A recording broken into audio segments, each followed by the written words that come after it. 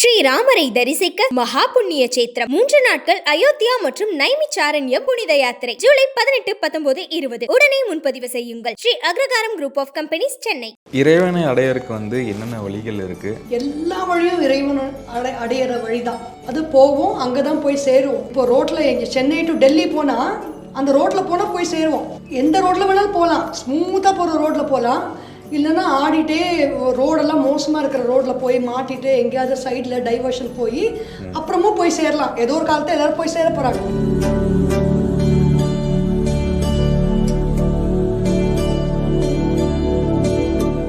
ஸ்வாத்தியாயம்னா நான் யாருன்னு தினமும் விசாரம் பண்ணுறது. ஒரு 5 நிமிஷம் 10 நிமிஷம் நான் யார், நான் என்ன வேலை பண்ணணும், நான் என்ன பண்ணிகிட்ருக்கேன், எங்கே போகிறேன், என்ன செஞ்சிட்ருக்கேன்.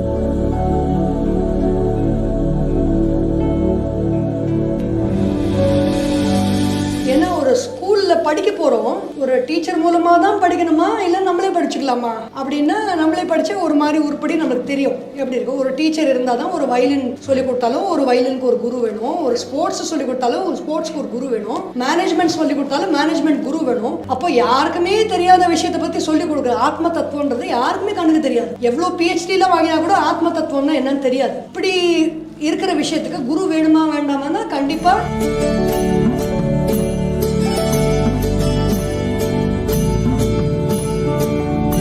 பிரம்மச்சரியா அப்படின்னா, பிரம்மச்சரியனா கல்யாணம் பண்ணிக்காம இருக்கிறது இல்லை.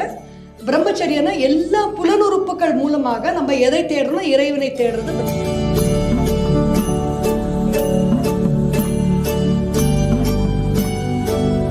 கைகளையும் கால்களையும் அந்த sense organs of hands and legs சரியா நம்ம ஹார்ட்டோட எக்ஸ்டென்ஷன் தான் ஹேண்ட்ஸ். இதை வந்து நம்மளுடைய பர்பஸ் இன்டென்ஷனை தூய்மை பண்றது.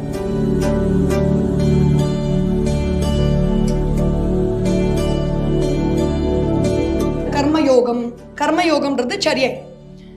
ஒரு கர்மயோகம்னா எந்த செயல் வேணாலும் இருக்கலாம். என்னுடைய ஆஃபீஸ் வேலையாக இருக்கலாம், வீட்டு வேலையாக இருக்கலாம், இல்லைன்னா நான் எந்த வேலையாக இருக்கலாம். கர்மயோகத்துக்கு 2 விஷயம்தான்.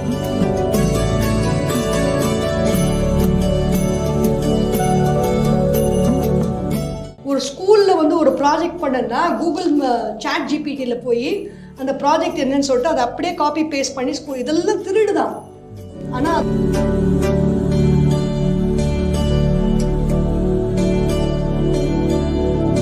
இன்னும் கொஞ்சம் ஸ்பெஷலாக போகிறவங்க என்னென்னா ஆசனன்னு ஏதாவது இந்த மக்கராசனா, சித்தாசனா, பத்மாசனான்னு எவ்வளோ ஆசனங்கள் இருக்குல்ல, இதெல்லாம் பண்ண என்ன ஆகுன்னா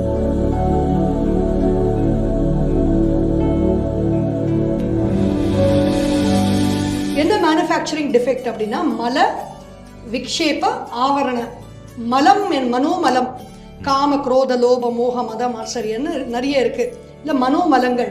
இந்த மனோமலங்கள்ல கர்மயோகத்தில் ஈடுபடும் போது மனோமலங்கள்லாம் போயிடும். சோப் மாதிரி அது.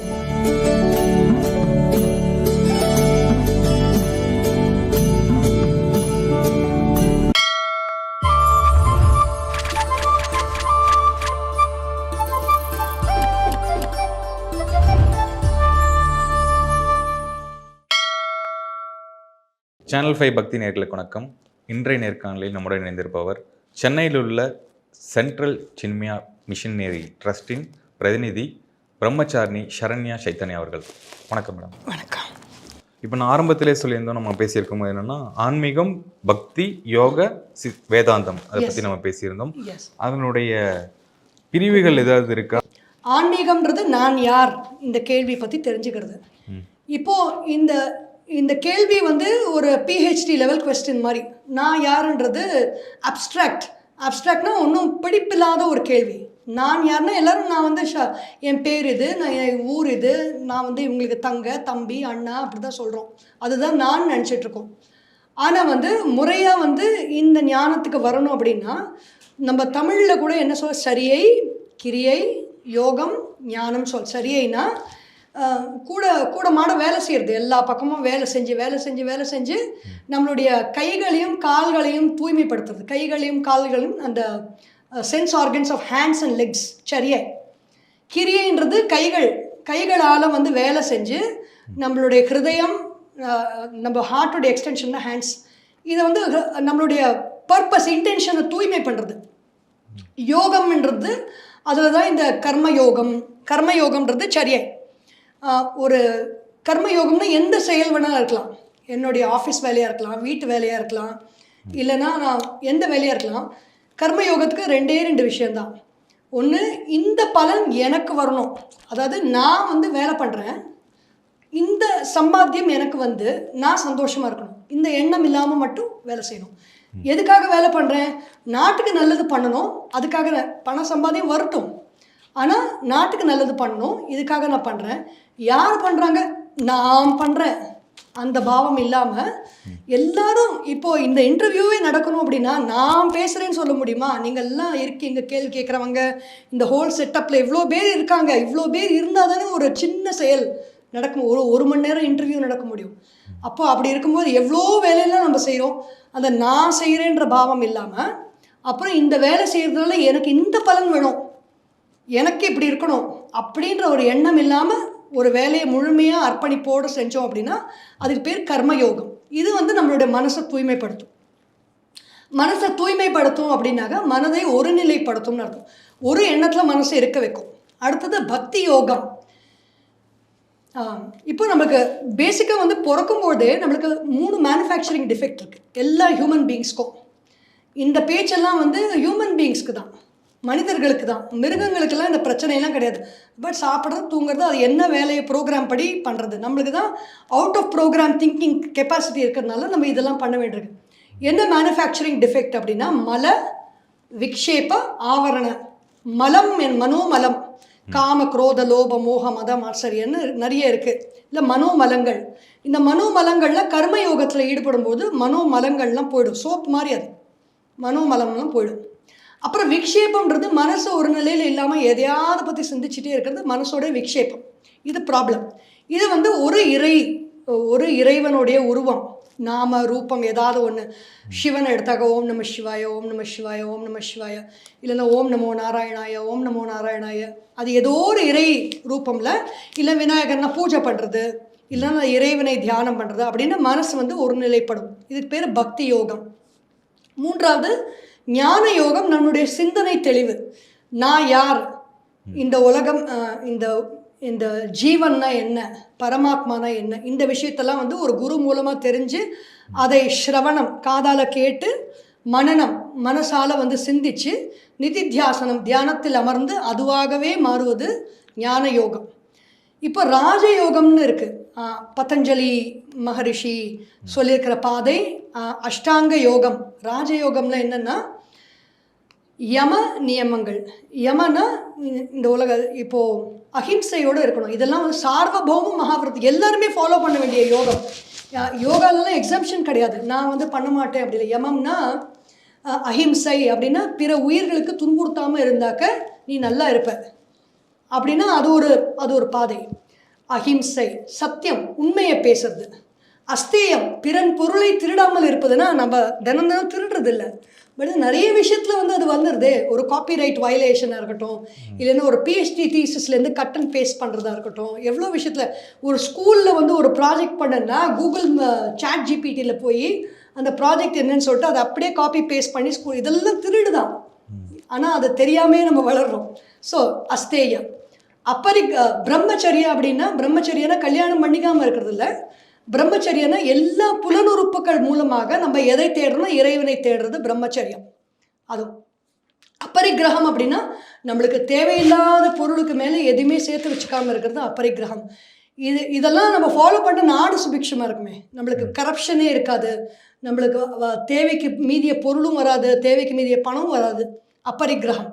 அதுக்கப்புறம் சௌச்சம், சுத்தமாக இருக்கிறது. வெளிப்புற சுத்தம், உள்புறமாக சுத்தமாக இருக்குது. சந்தோஷம்.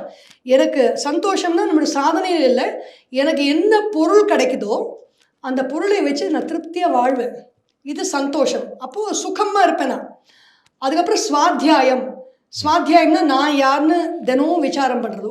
ஒரு 5 நிமிஷம் 10 நிமிஷம் நான் யார், நான் என்ன வேலை பண்ணணும், நான் என்ன பண்ணிகிட்ருக்கேன், எங்கே போகிறேன், என்ன செஞ்சிட்ருக்கேன், இதெல்லாம் கேட்குறது சுவாத்தியாயம். என்னோடய குணங்கள் என்ன, எனக்கு அதிகமாக கோபமாக வருதா.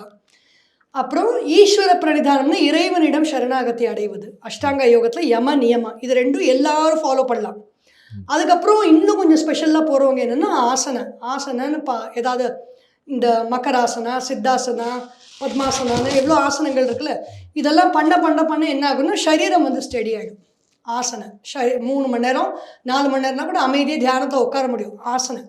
அடுத்தது பிராணாயாமம். பிராணன், நம்மளோட பிராணசக்தி, சுவாசம் உள்ளே போயிட்டு வெளில வருது, அந்த பிராணசக்தியை வந்து சீர்படுத்துறது பிராணாயாமம். அப்போது அந்த பிராணமய கோஷமாக இருக்கிறது அது ஸ்டெடியாக இருக்கும். அடுத்தது பிரத்யாகாரம்.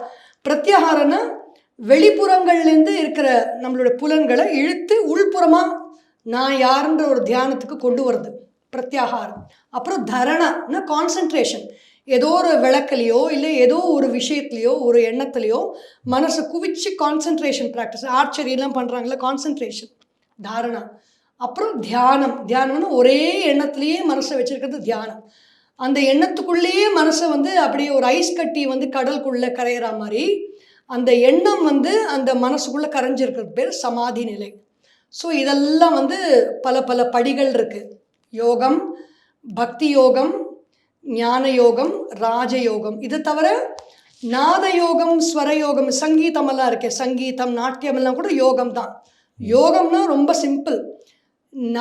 மனசு, புத்தி, ஷரீரம், பிராணன், ஆத்ம தத்துவம் எல்லாம் ஒருங்கிணைஞ்சு ஒன்றா இருக்கிறது பேர் யோகம். இதுக்கு பழகிறது தான் இந்த பல வழிகள் இருக்கு. ஓகே, இப்போ நம்ம வந்து ஆன்மீக பயணத்தில் வந்து தொடர்ந்து போகணும், அதில் ஒரு சாதனை படைக்கணும் அப்படின்னா அதுக்கு என்ன வழிகள்? எஸ், சாதனை தான் முக்கியம். அதாவது 4S அப்படின்னு சொல்லுவேன். இப்போ ஜாப்பனீஸில் 5Sன்னு ஒன்று இருக்குது. சுத்தப்படுத்துறதை பற்றி 5S. நான் வந்து எப்போதுமே சாதனாவில் 4S என்னென்னா சாதனா, ஸ்வாத்தியாயா, சேவா, சத்சங்கா. சாதனா அப்படின்னா டெய்லி ஒரு ஏதாவது ஒரு சாதனை. நம்ம குரு வர வரைக்கும் வெயிட் பண்ண வேண்டாம். இப்போ இன்னைக்கு இதை கேட்குறவங்களே இன்னிலேருந்து நான் ஒரு 5 நிமிஷம் தினம், அதாவது 5 நிமிஷம் கொடுக்குற பழக்கம் இல்லை அப்படின்னா 5 நிமிஷம் ஆகுது. 5 நிமிஷம், அரை மணி நேரம் நாங்கள் பண்ணுறோம்ப்பா தினம் அப்படின்னா அதை கண்டினியூ பண்ணுறோம். அரை மணி நேரத்துக்கு மேலே கொஞ்சம் டைம் கொடுத்து டெய்லி ஒரு 5 நிமிஷமோ 10 நிமிஷமோ சாதனை பண்ணுவேன். என்னென்னா ஏதாவது சிம்பிள் சாதனை என்னென்னா அப்படியே அமைதியாக உட்காந்து சுவாசத்தை கவனிக்கலாம். அப்படியே சுவாசம் உள்ளே போகிறது, சுவாசம் வெளியில் வருது கவனிக்கலாம். இல்லைன்னா ஏதாவது ஒரு தெரிஞ்ச ஸ்லோகத்தை சொல்லலாம். இல்லைன்னா தெரிஞ்ச மந்திர எந்த பாஷையில் வேணாலும் இருக்கலாம். ஆங்கில பாஷை, இங்கிலீஷில் இருக்கலாம், தமிழில் இருக்கலாம், சம்ஸ்கிருதத்தில் இருக்கலாம். ஸ்லோகத்தை பக்தியோடு சொல்கிறது. இல்லைன்னா ஆழமாக மூச்சு விட்டு வெளியில் விடும்போது ஓம் ஓம் ஓம், இது மாதிரி ஒரு ஜப்பத்தை எடுத்து பண்ணலாம். சாதனா. அடுத்தது ஸ்வாத்தியாயா. ஸ்வாத்தியாயனா பெரிய பெரிய மகான்கள்லாம் நிறைய புத்தகங்கள்லாம் நம்மளுக்கு எழுதி கொடுத்துட்டு போயிருக்காங்க. அந்த புத்தகங்களில் நான் என்னை பற்றி இருக்கிற புத்தகம், என்னைனா இறைவன் யார், நான் யார், இதெல்லாம் பற்றி இருக்கிற புத்தகங்களில் புராணங்கள், இத்திகாசங்கள் இருக்குது. இல்லைன்னா உபனிஷத்துலாம் இருக்குது. அதெல்லாம் படிக்கணுன்னா குருமார்களுடைய உதவி வேணும். இல்லைன்னா நம்ம தமிழில் இருக்கிற கிரந்தங்கள் ஏதாவது ஒன்று 10 நிமிஷம் 20 நிமிஷம். ஸ்வாத்தியாயம், சாதனா, ஸ்வாத்தியாயம். சேவா ரொம்ப ரொம்ப முக்கியம். ஒரு நாளைக்கு அரை மணி நேரமாவது எந்த விதமான பிரதிபலனும் எதிர்பார்க்காம யாருக்காவது உதவி பண்ணுறது. பண உதவியோ, பொருள் உதவியோ, இல்லைன்னா சரீரத்தால் உதவியோ, சேவா. அப்புறம் 4வது வந்து சத்சங்கா. சத்சங்கா வந்து ரொம்ப முக்கியம். என்னென்னா ஆதிசங்கராச்சாரியார் வந்து ரொம்ப அழகான ஒரு பஜகோவிந்தத்தில் சொல்கிறார்.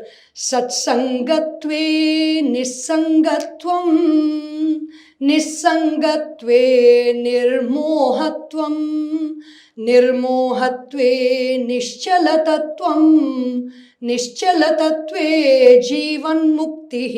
இப்போ இந்த வாழ்க்கையில் குறிக்கோள் சொன்னோம் இல்லையா, ஜீவன் முக்தி, முக்தி நிலை. அது நிலையை அடையிறதுக்கு என்ன சிம்பிள் வழி அப்படின்னு சத் சங்கம். இது ஒரு சத் சங்கம். நீங்கள் இறைவனை பற்றி கேட்குறீங்க, நான் இறைவனை பற்றி பதில் சொல்கிறேன். நிறைய பேர் இதை கேட்குறாங்க. இது சத் சங்கம். இதை தினம் இது மாதிரி ஒரு சத் சங்கத்தில் நம்ம ஈடுபடுத்திக்கணும்.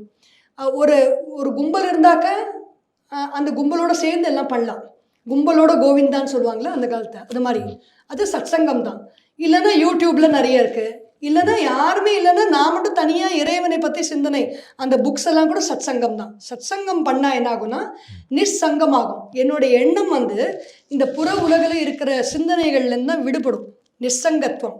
நிஸ்ஸங்கத்வே நிர்மோகத்துவம். எனக்கு மோகம் போடும். மோகம்னா மோகம் 30 நாள்னு சொல்லுவாங்க அந்த காலத்தில். மோகம்னா என்ன, நான் இந்த சரீரம் திடமான ஒரு எண்ணம் இருக்குது நம்ம எல்லாருக்கும், அதுதான் மோகம். அந்த நான் இந்த சரீரம்ன்ற எண்ணம் வந்து மோகம், அது போயிடும் சத்சங்கத்தில் சேர சேர. நிர்மோகத்வே நிశ్చல தத்துவம். அந்த மோகம் இல்லை அப்படின்னா என்னோட மனசு நிశ్చலமாக ஒரு அசையாமல் இருக்கும். நிశ్చல தத்துவே அந்த மனசு அசையாமல் ஆயிடுத்து அப்படின்னா அதுக்கு பேர் தான் ஜீவன் முக்தி. வாழும்போதே நான் வந்து ஒரு முக்த நிலைன்னா ஒரு ரொம்ப சந்தோஷமான ஒரு நிலையை நான் வாழ்ந்து கொண்டே இருப்பேன். அதுதான் ஜீவன் முக்தி. இறைவனை அடையறதுக்கு வந்து என்னென்ன வழிகள் இருக்குது? இப்போ வந்து நம்ம குரு மூலியமாக தான் போகணுமா, இல்லை நம்ம நேரடியாக அடைய முடியுமா? இறைவனை அடைவதற்கு பல வழிகள். எல்லா வழியும் இறைவனை அடையிற வழிதான்.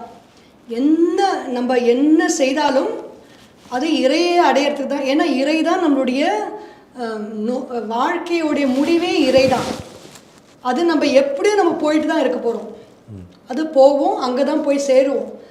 ஆனால் அதில் வந்து நம்ம சந்தோஷமாக போகிறோமா, இல்லை இப்போ ரோட்டில் எங்கள் சென்னை டு டெல்லி போனால் அந்த ரோட்டில் போனால் போய் சேருவோம். எந்த ரோட்டில் வேணாலும் போகலாம், ஸ்மூத்தாக போகிற ரோட்டில் போகலாம்.